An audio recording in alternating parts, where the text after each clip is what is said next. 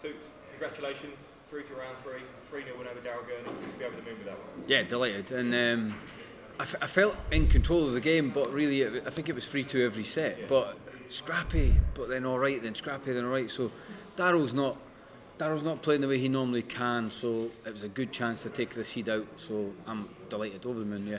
You mentioned it was a game of fine margins, 9-16 legs, but it was due to your best performances, your best legs in the biggest moments, which must be pleasing. Yeah, I think I'm quite good at that. I think I've got a bit of resolve and a bit of dig about me, and I stand back and maybe take a couple of seconds extra, just say to myself, you need to perform right now in this leg, and sometimes it works, sometimes it doesn't, but I'm pretty good at turning up when I need to. I think last year you took 144 to beat Mensa, 136 to beat Jose, today 160. What is it about Ali Pali stage that brings the best out of you? I can see it's easy, innit? Do you know what? I've not played well on Ali Pali stage yet. I've still not played well. The guys, you guys see me on the Pro Tour and that, I've not even touched what I can play, but I think that the experience on the stage with lack of experience probably takes 10 points off your average. I want to be a 95, 97, 98, 99 average on there and playing well, but I feel like I've not played well yet. The big checkouts maybe get you out of jail a little bit.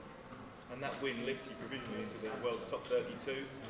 2 years now on the PDC Tour, you're so proud of what you've achieved so far. Yeah, that's crazy. When you think about it as I say to you guys, I do it as a secondary sort of thing, as a hobby, and to make it in the top 32 in the world is mad. It's just, I'll need to go back to the house tonight and sit and look at the rankings and just take it all in, because at this minute it doesn't feel like I'm in the top 32 in the world, but obviously that's crazy. I absolutely love that.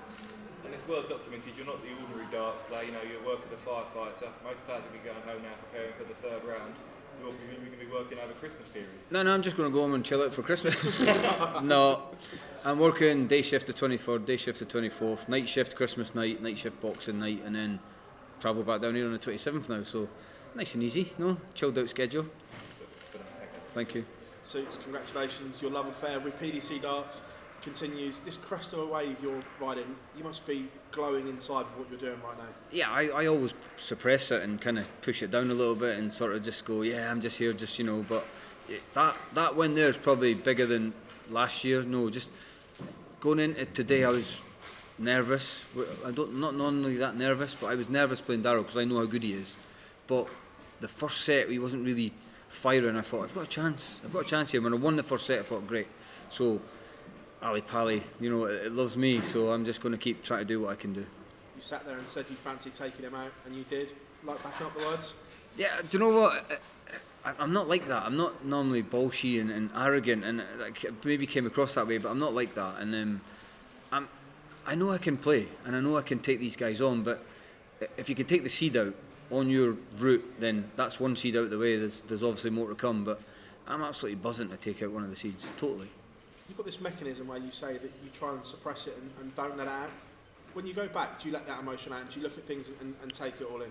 I don't know, I'm pretty relaxed. I think, you know what, I'm 44 years old. I'm not a young kid coming up in the world like Josh Rock or that. I'm an old guy, you know, so I've been through a lot of stuff in life, and I think I can just put it down and just keep it there, and that probably keeps you grounded and makes you hungry to keep doing more, because, yeah, getting in the top 32 in the world is amazing, but I don't want to stop there, you know, and even as a part-time dart player, I don't want to stop at 32. I want to go higher than that, so keeping it suppressed is very important.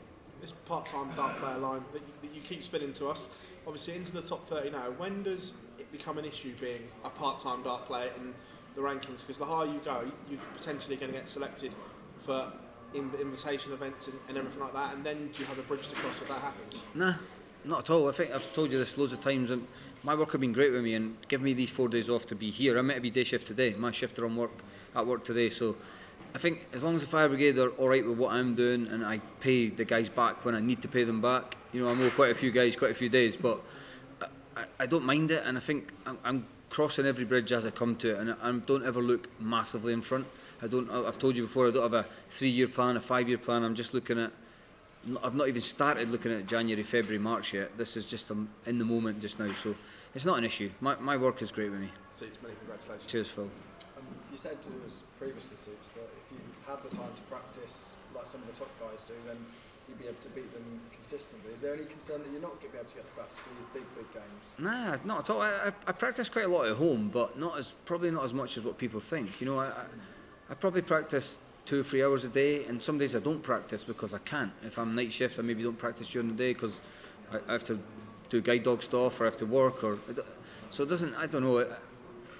I said it before. I said it yesterday. If I practice more, but I think you need to dedicate a little bit more time. I think I probably realised that over the last 2 years.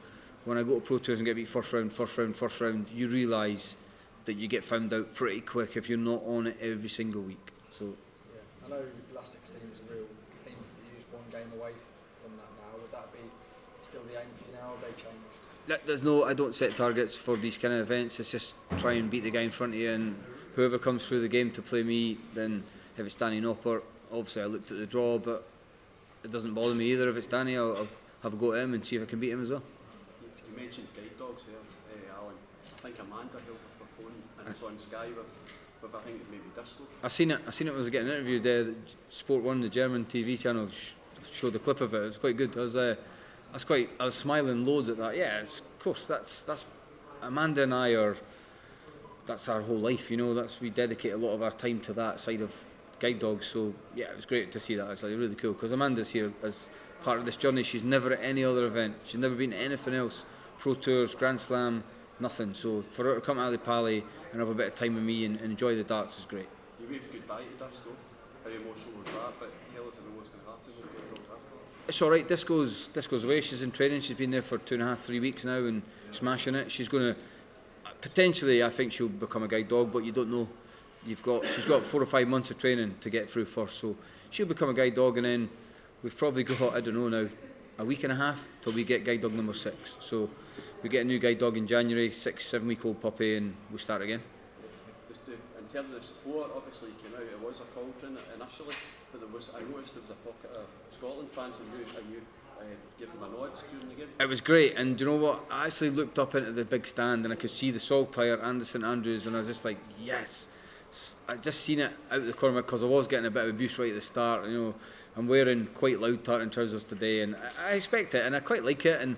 But because I won the first set, they went quiet. It went quiet and went to the normal song, so it didn't feel like it affected me. But I did love seeing the Scotland flags in the crowd. Loved it.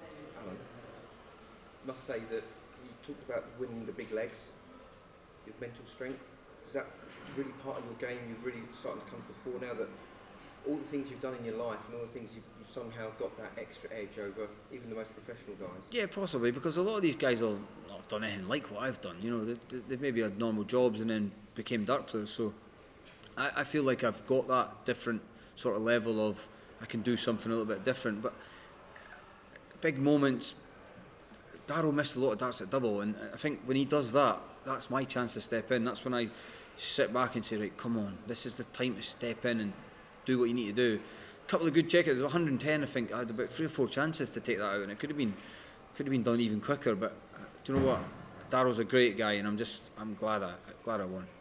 And maybe that extra boost last night that a certain pop star is now following you on Twitter and is now your biggest fan. Is that Absolutely. of all the odd things we've heard at the Ali Pali? Yeah, it's mad, and we actually watched it back in the house last night, and it's like when he got asked, "Oh, who you supporting?" You're expecting Peter Wright, Gary Anderson, and you're like, "Oh, Alan Soutar, because of last year you were great." And do you know what? That's cool. He's an absolute superstar in the music industry. So if we can link up, Lewis, I'll plug your new album for you as well.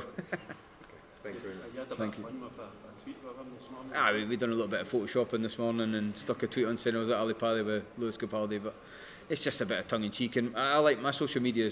I like a bit of banter and I like a bit of fun, so that's all it is. Kevin. Thanks, Will. And then we'll just got Kevin as well. Okay. Alan, congratulations. You said it before, all 3 sets went the whole distance. What was the key point? The break in the second set to make it 2-0 maybe? Yeah, I think if you get a break, the most important thing is to try and hold your own throw, and I think if you lose your own throw, you're kind of, once you've broke someone, you're like, I've just, it's backfired on you. So it's quite important to break and hold your own throw. So if you can do that against a player like Darryl, then you're going to have a chance of winning every set against him. You also talked about that it has not clicked so far at this World Championship in the first 2 games. What could be the reason for that? I just think it's experience and the stage and getting used to it. There's been a lot of plus averages and low 90s, but these guys on the floor on Pro Tours average 95 to 105 a lot. It's just the stage, TV cameras, and just the whole furore around being on Sky Sports. You know, it's quite a hard thing to deal with, I think. Not everyone in the crowd was that friendly to you today. How much did you realize from that? I think some of them even found it quite good to boo you afterwards. You shook your head, I believe. How much did you realize from all of that? I let them boo. Do you know what? It doesn't affect my game, and they're paying for a ticket and they want to have a good day at the darts. But I did see a lot of. I stopped looking into the crowd actually because I was getting a lot of abuse from a lot of people further back in the seats. And I was like, I'm not going to look anymore. And I actually said this morning to my manager Paul, I was like, I'm not going to take the crowd on at all.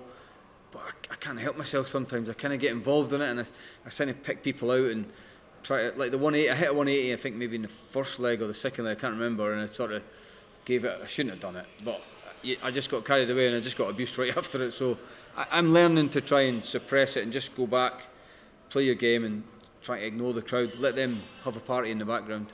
I believe you had some struggles at the start or the middle of the year, but then came back nicely. What helped you to get back on track?